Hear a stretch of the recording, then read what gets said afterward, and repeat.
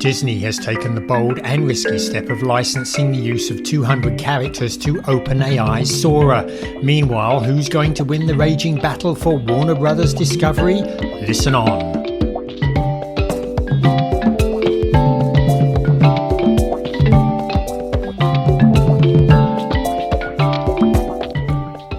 Welcome to this week's edition of Inside the Stream. This is Will Richmond from Video News, and that was Colin Dixon from Endscreen Media there at the beginning. Hey, Colin, head-spinning week this week, huh?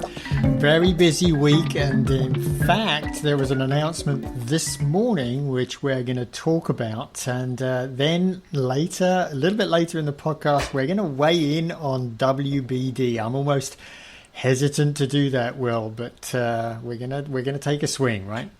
Yeah. So we are very much interested in the news today of Disney's 3-year licensing deal with OpenAI for 200 of the Disney characters being released to Sora, the video generator in OpenAI, for fans to be able to create short videos using the beloved Disney characters, and then those short videos being curated into Disney Plus. So the idea that user-generated, Sora created videos by people will find their way into Disney Plus is pretty incredible. But really the most incredible thing here, of course, is that Disney, with its incredibly tight control over its characters and its stories and everything else, has been now willing to open up the vault, if you will, for AI generated stories and videos to be created. And a lot was said today about the guardrails that Disney and OpenAI are going to be putting in place to ensure that the characters are not used in ways that was so far from intended for them to be used. I would guess there's going to be a cottage industry out there of people who are going to try to use those Disney characters in ways that they weren't intended. So that'll certainly be something very interesting to keep an eye on. But in the CNBC discussion this morning, I just wanted to call out one thing that Sam Altman from OpenAI said, which I think is so foundational to this deal, and also really foundational to what we've seen in the success of YouTube and other social and video platforms over the years in terms of creativity. So I'm going to quote Altman. He says, I for one thing that we found again and again is that we have underestimated the amount of latent creativity in the world, and that if you lower the effort, skill, time required to create new things, people are very quickly able to bring ideas to life and make new kinds of entertainment, art, code, all sorts of things with this new tool of AI. And if we enable people to do that and give them more flexibility, like with these 200 Disney characters, I don't know exactly what we're going to see, but I think people will come up with amazing kinds of ideas. I think that really hits the nail on the head in terms of this quote-unquote democratization of video that we've all experienced over these last 10 to 20 years since YouTube really burst on the scenes. And now to have Disney releasing these 200 characters into OpenAI really allows a lot of latent creativity, as Altman says, to flourish. Is that what do you think, Colin? I actually think that this is a kind of masterstroke from Disney, Will. So I know that the people in professional production of content like Disney, Netflix, HBO, etc., have been looking at the YouTube model and have been just really puzzling over how they can combat it. And I think this is the first move by a major company that really takes a swing at combating it, and a convincing swing at it as well. Now, they say they're going to respect the creators and actors who have brought life to these characters. So, for example, they're not allowing dialogue using the voices of the characters. So, the voice of Buzz Lightyear will not be allowed to be part of this. So that will respect, the actor who did that or is doing that currently. I think it's changed. So that's one thing. But listen, this was hinted at in the last investor call, Will. And I'm going to quote what Bob Iger said in that call about this. He said, the other thing that we're really excited about that AI is going to give us is the ability to provide users of Disney Plus with a much more engaged experience, including the ability for them to create user-generated content and to consume user-generated content, mostly short form from others. And this is as he said, in the context of Disney Plus. And at the time I was thinking, well, why would somebody want to create something that was only being released in Disney Plus? And then it was just like a duh moment as we were talking before we did this. It's like, people are going to clamor to do this. Wouldn't you want to have something you created show up in Disney Plus so that all the other Disney Plus members can potentially see it? There is going to be such a competition among creative people, and just generally people who use this AI to create interesting things that other people are going to watch in the context of this subscription service called Disney Plus. So I honestly think it's a masterstroke by Disney. It's a way of going at this using YouTube's modus operandi, but doing it in the context of Disney Plus. So I really think it's a great approach. It's a really good idea, and an interesting solution to how to go about co-op the YouTube model in a pay environment. Yeah, well, I agree with you about Disney Plus trying to combat the YouTube model rather. Long way to go in terms of in terms of co-opting. And if you're a creator who's created something really memorable using the Disney characters, as enticing as it is to be side by side on Disney Plus, aren't you going to want to set that free into the broader world of YouTube and Facebook and TikTok and everything else? Isn't that ultimately where this path leads? Yeah, and I wonder if this is the only place that it can be released, because very few of these videos are going to end up being on Disney Plus, right? They're going to curate them, so they're going to not use a lot. But so that's a good question. If they only allow a very small number to be released on Disney Plus, well, that's not really a very open place, is it? And so I got a feeling that creators are going to pretty soon become disillusioned. So I don't know. Are they going to do something with YouTube as well, allowing them to be released on YouTube? I don't know. I don't think that was clear from the announcement if they were going to allow that. I think they probably should, but they just have a curated set that are allowed to be released on Disney Plus.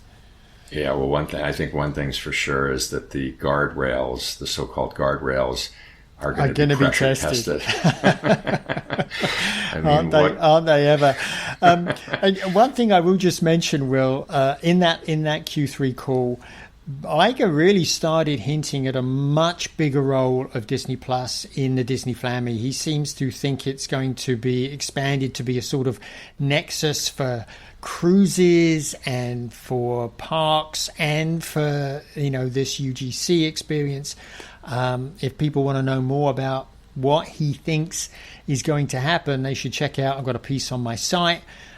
Just look for An Extraordinary Vision for Disney Plus Takes Shape on my site, and they can see what the other things they're thinking of doing in gaming and cruising and all sorts of things that they're planning on doing with Disney Plus. So exciting announcement, and I can't wait to see what sort of things people create. Likewise. So even as we're talking about some breakthrough innovation here with AI. An epic battle over existing IP has broken out with Warner Brothers, Discovery, Netflix, and Paramount. And we, as we were prepping before, we said we'd be remiss not to have at least a short discussion of it here on Inside the Stream. 3 companies that we've followed and talked about endlessly here. So kick us off, Colin. What do you see? Yeah, so I am totally unqualified to talk about the financing of this. The only thing I can say is there's a shed load of debt still wound up in the WBD family that comes all the way. They've done a good job of reducing it, but I'm really not going to talk about that because I really don't feel qualified to have done a decent analysis of that. What I want to talk about is just sort of the 2 bids. The 2 primary bids, Netflix and Paramount Skydance bids, and what they seem to do for the companies, but also the concerns I have about them. So real quick, Netflix, listen, this is a good deal for Netflix if they can get it. It gives them things that they don't have. They would now have a very deep movie and TV library.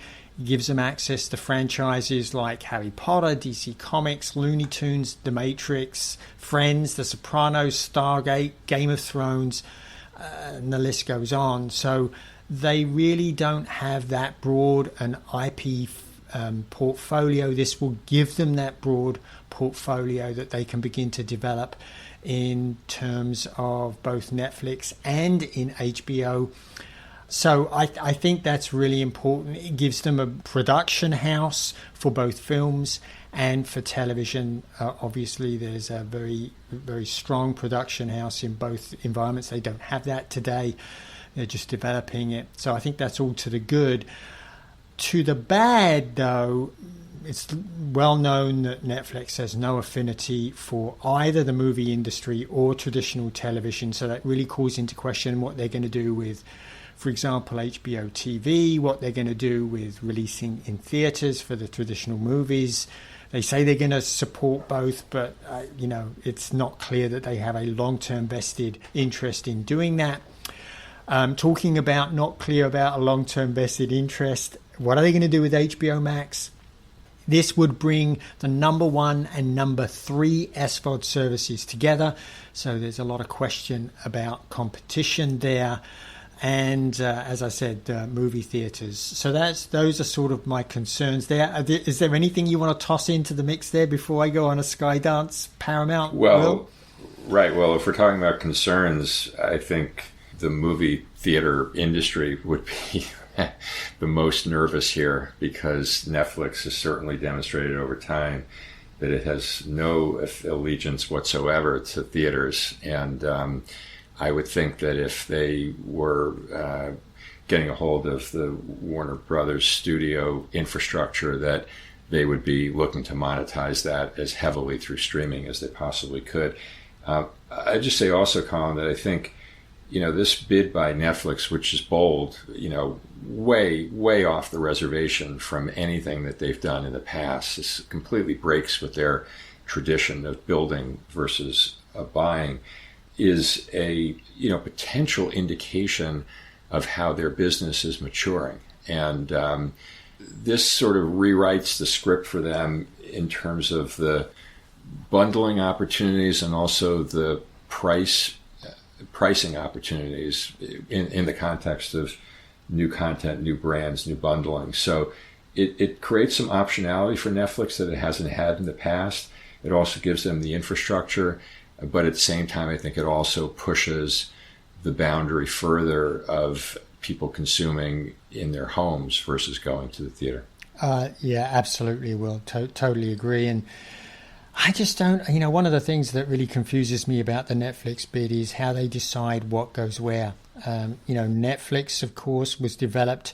One of the key things they said is they wanted to become HBO before HBO became Netflix.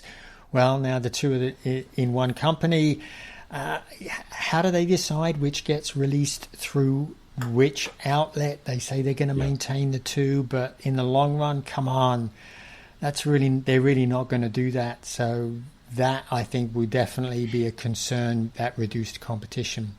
But anyway, I think that's a fair. I was just to jump in quick. I think it's a fair point, Colin. Netflix has been a single brand company for all these years. They've never been in the position of managing a brand portfolio, which is, I think, what you're calling into question. Exactly. I mean, Game of Thrones on Netflix. Why not? It fits there. Why not? So anyway, here's what I think about Paramount Skydance, their bid. Look, it totally makes sense for them. One of the problems that everybody that's not Netflix has is just having the mass and flow of content into their services to make it a daily service, to have people coming in there on a daily basis and using it every single day. That's what sets Netflix apart. And I think this merger would definitely move them into that position, assuming that they bring the two services together, Paramount Plus and HBO Max are combined. It also, combining these TV assets will give that company much more clout with the MVPDs in the traditional market. They'll be much more in a much better position to bargain, I think, with the providers and get better prices for their content in those contexts. And that, of course, still remains a large revenue source for both WBD and Paramount Skydance. So that helps them there. And obviously, this massive library of films and TV, basically bringing two huge studios, Warner Brothers and Paramount, together under one roof, is a massive library of films and TV that they can leverage in the services, that they can license. They can build a huge license business or continue a huge license business here. So it totally makes sense from that standpoint for them.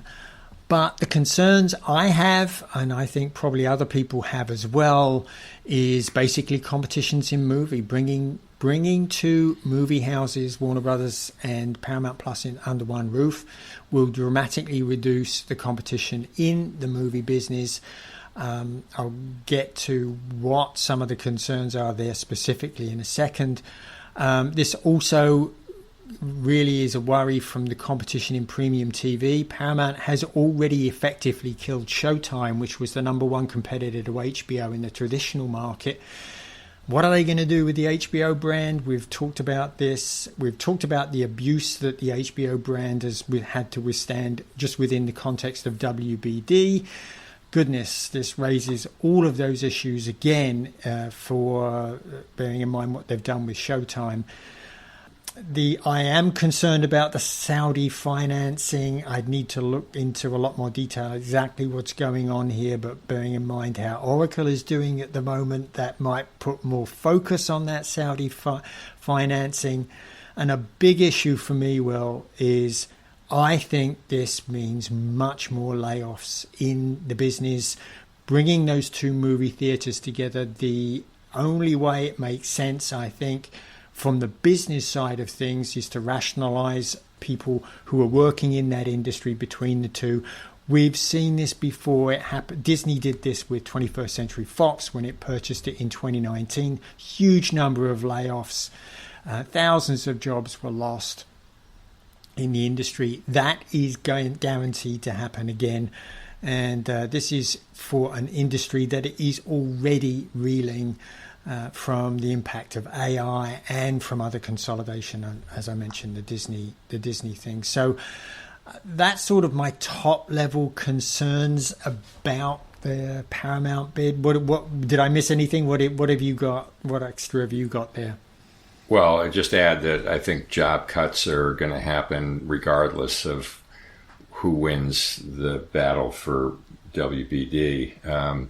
But I think your point about redundancy is probably higher in the Paramount situation than in the Netflix situation. Because again, Netflix doesn't have a lot of the infrastructure that Warner Brothers brings, and they're also not looking to acquire the cable networks. So they're really only focusing on the parts of the business that are valuable to them. So there will be cuts for sure, but fewer with Paramount.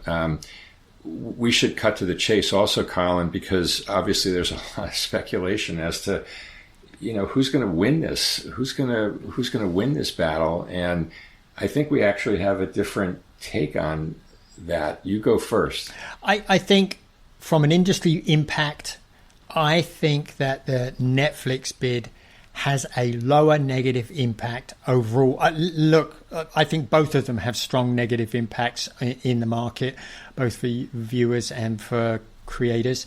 But I think on balance, Netflix's bid is less disruptive than the Paramount Skydance purchase. But you don't think so, right? So is that to say, to be clear, you think that Netflix walks away the winner? I think they probably should, based on that, yes. Yeah, I go the other direction. I think that ultimately Paramount is going to prevail here. I think there are three reasons. One is that there's a huge regulatory piece to all this. Trump has already inserted himself, and there are a lot of reasons why the Paramount bid is much more connected and friendly to Trump, likely to get his approval. So I think that's one thing. I think second is Paramount has demonstrated huge resolve to getting this deal done. They've had 6 different bids. They have I think a much greater strategic imperative to acquire Warner Brothers Discovery than does Netflix. And the last but not least is I think they have virtually unlimited resources. And they've started at, I think, 22 a share. Now they're at 30 a share. And I think they'll plan to go higher. Netflix has always run a very disciplined business. I don't think they're going to push themselves too far further in this. And that all suggests I think Paramount's going to come away with this. Yeah. Just my 2 cents. Yeah. Well, I guess we will have to wait and see. I have a feeling that this is going to take a long time to resolve. But 2026 is just around the corner. So can't wait to see what happens in the long run, right? Absolutely. We'll be watching Disney and OpenAI, Netflix, Paramount, and Warner Brothers Discovery. We didn't get time today to talk about YouTube TV, potentially it looking to launch some lower priced tiers in the new year. And we didn't talk about the Versant spinoff also, which we learned some new stuff about this week as well. So plenty more to talk about in the new year. We did.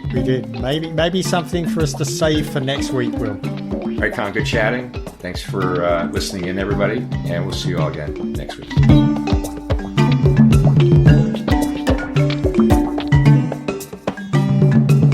Inside the Stream is a production of In-Screen Media and Video News, all rights reserved.